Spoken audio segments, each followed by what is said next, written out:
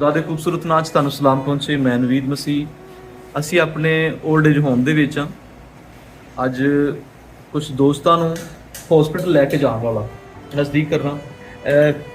ਇੱਕ ਇਹਨਾਂ ਦੀ ਅੱਖ ਠੀਕ ਹੈ, ਕਿੰਦੇ ਵਿੱਚੋਂ ਬਿਲਕੁਲ ਇਹਨਾਂ ਨੂੰ 0% ਨਜ਼ਰ ਆ ਰਿਹਾ ਹੈ, ਕਿਤੇ ਡਿੱਗ ਨਾ ਜਾਣ, ਕੋਈ ਪ੍ਰੋਬਲਮ ਨਾ ਹੋਵੇ, ਇਸ ਲਈ ਮੈਂ ਚੈੱਕਅਪ ਲਾਜ਼ਮੀ ਹੁੰਦਾ ਹੈ। ਇੱਕ ਇਹਨਾਂ ਦੀ ਅੱਖ ਡੈਡ ਹੋ ਚੁੱਕੀ ਹੈ, ਇੱਕ ਜਿਹੜੀ ਉਹਦੇ ਵਿੱਚ ਬਿਲਕੁਲ ਘੱਟ ਨਜ਼ਰ ਆ ਰਿਹਾ ਹੈ, ਠੇਡੇ ਲੱਗਦੇ ਨੇ, ਟੁਰਨ ਲੱਗਿਆ ਮੁਸ਼ਕਲ ਹੁੰਦੀ ਹੈ। ਦੂਸਰੀ ਸਾਈਡ ਨਾਮ ਕੀ ਤੁਹਾਡਾ?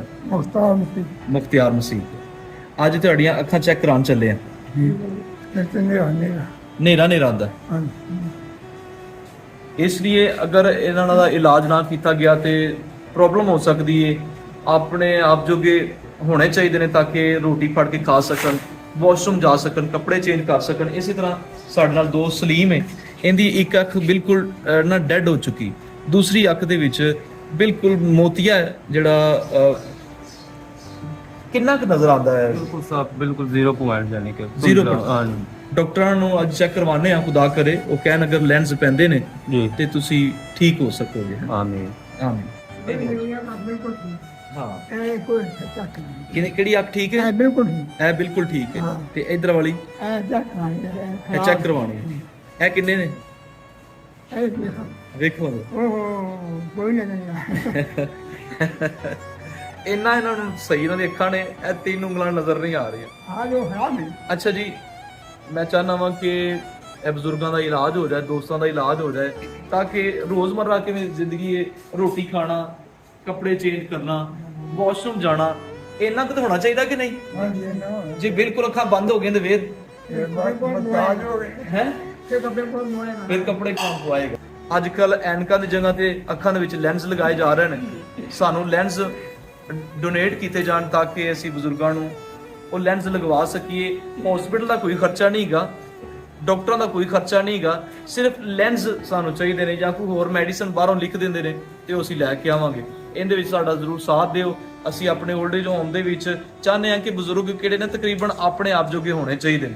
ਇਹਦੇ ਵਾਸਤੇ ਸਾਨੂੰ ਅੱਖਾਂ ਦੇ ਲੈਂਸ ਚਾਹੀਦੇ ਨੇ, ਹੈ ਜੀ। ਔਰ ਮੈਡੀਸਨ ਜਿਹੜੀ ਡਾਕਟਰ ਬਾਹਰੋਂ ਲਿਖ ਕੇ ਦਿੰਦਾ ਉਹ ਚਾਹੀਦੀ, ਕਿਹੜੀ ਅੰਦਰੋਂ ਮਿਲ ਜਾਏਗੀ ਉਹਦਾ ਤੇ ਨਹੀਂ। ਲੇਕਿਨ ਸਾਨੂੰ ਇਹਦੇ ਵਿੱਚ ਤੁਹਾਡਾ ਸਾਥ ਚਾਹੀਦਾ ਹੈ ਤਾਂ ਕਿ ਅਸੀਂ ਆਪਣੇ ਇਸ 올ਡ ਏਜ ਹੋਮ ਨੂੰ ਅੱਗੇ ਲੈ ਕੇ ਜਾ ਸਕੀਏ। ਅੱਜ ਭਾਈ ਸਲੀਮ, ਬਾਬਾ ਮੁਖਤਿਆਰ, ਬਾਬਾ ਟੋਮਸ, ਅਸੀਂ ਤਿੰਨਾਂ ਨੂੰ ਲੈ ਕੇ ਚੱਲੇ ਹਾਂ ਅੱਖਾਂ ਦੇ ਇਲਾਜ ਵਾਸਤੇ।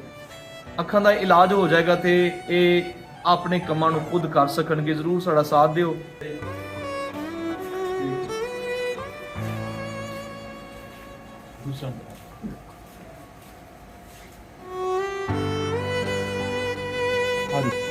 आजे बैठे बैठे अस्पताल चले चले चले चले चले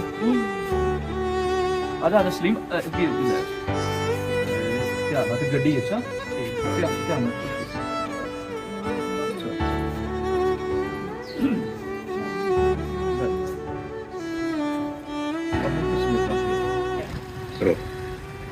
अच्छा जी, मैं बुजुर्गों ਨੂੰ ਲਿਆਇਆ ਸਾਂ ਚੈੱਕ ਕਰਾਉਣ ਵਾਸਤੇ। ਚੈੱਕ ਕਰਾਇਆ? ਅੱਖਾਂ ਚੈੱਕ ਕਰਾਈਆਂ ਨੇ? ਕੀ ਕਿਹਾ ਉਹਨਾਂ ਨੇ?